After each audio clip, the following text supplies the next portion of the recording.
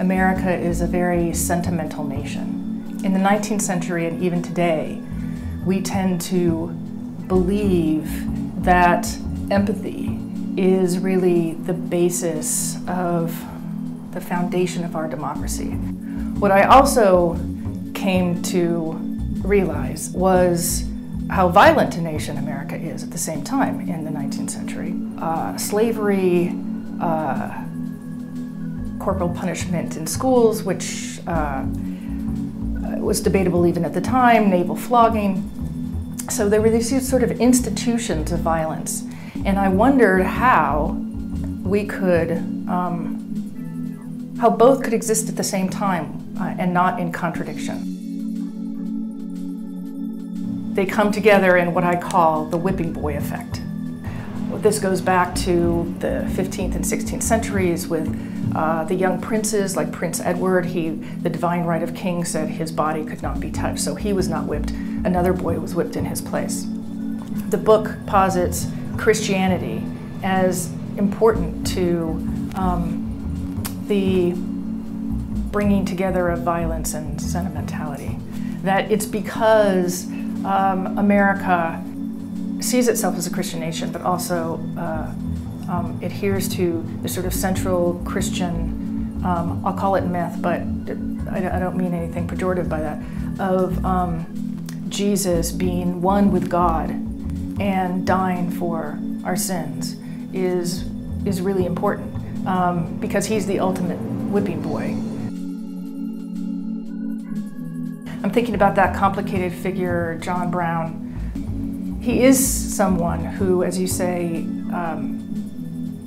believed that God's love had to be enacted through an act of violence. In order to end slavery, you had to be violent yourself. He also thought of himself as a very compassionate man. When his son was very young, about 8 years old, he had committed whatever errors 8-year-olds do, and tallied up a list of offenses for which he was going to be beaten. And his father got through about halfway and said, "Okay, stop now, you beat me." So his father pretty much said to him, the way to become a man is to beat another and learn what that feels like and what the consequences of that are. Frederick Douglass, I argue, identifies more with white men. According to Douglass, he won't really grow up at all, not into a man, if he remains a slave.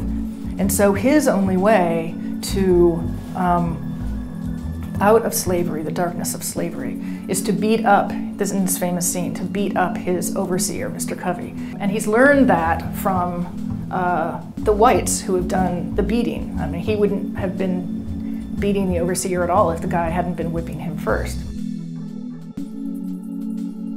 The question the book comes around to, can we have a democratic nation of people who sympathize with each other without war? If we are a country of love, and as George Bush said, they are nations of hate, and we are a country of love. Well, you know, what does it mean when we say that? People say the myth of American exceptionalism should not be perpetuated, that we shouldn't write about it. We have to keep talking about it because people keep believing in it. So let's ask ourselves, in what way are we exceptional?